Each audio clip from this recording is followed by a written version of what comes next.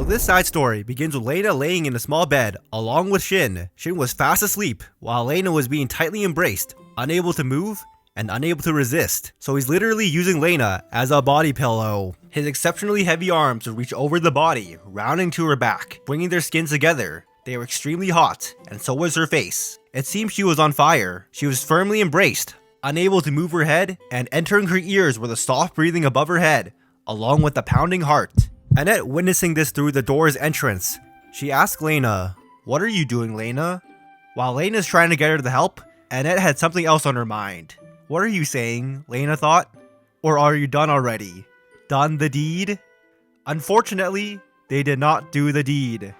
About 30 minutes ago, prior to this incident, Lena is walking down the corridor of the base. She met a stumbling Shin wandering around, lost. Since this is happening recently after the operation in Volume 4, Shin succumbed to his fatigue and slept for several days, only to wake up on this very day. While he was fully recovered, he could not see well. His eyes narrowed into slits. His footsteps were wobbly and the scarf on his shirt was falling off like a child. Simply put, he was in a daze.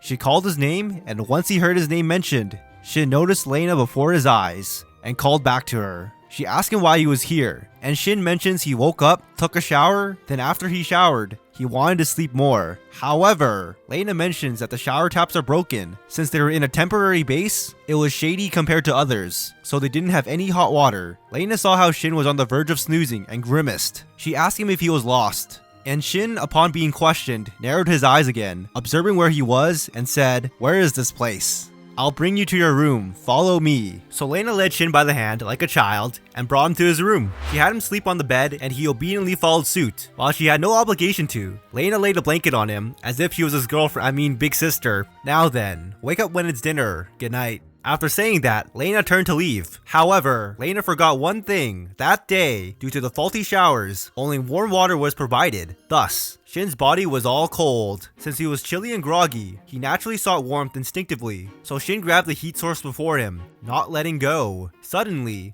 Lena was grabbed by the hand. The moment Lena realized what was happening, she was pinned down onto the bed. Lena looked dumbfounded, while Shin embraced Lena firmly as he kept sleeping. And here we are at present time. Annette, hearing this story, raised an eyebrow like an annoyed cat. "So you can be replaced with a heat kettle? What do we do now?" "It is the responsibility of those who fail to repair the faulty showers. First off, I should reprimand. That will make things complicated. How about you try pulling yourself out like the usual?" "You say that, but if I exert, I will wake him up."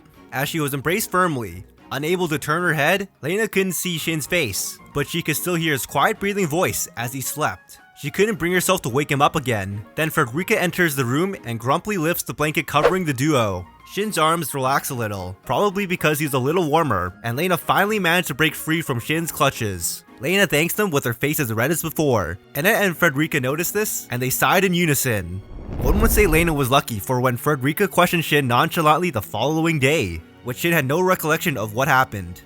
And that ends this side story. If you don't know what they are, it's a collection of mini non-canonical short stories for each volume, written by the legend herself, Asado Asado. There are some minor spoilers in some, but I think you guys are safe here. Since I'm just doing a summary of them, I'm skipping over some small details that I think are irrelevant. So if you want the full story, I recommend reading them yourself, as I'll leave a link in the description below. And if you like the video, be sure to hit the like button, cause with great support comes greater content. So be sure to subscribe if you want better content. With that being said, I'll see you guys next time.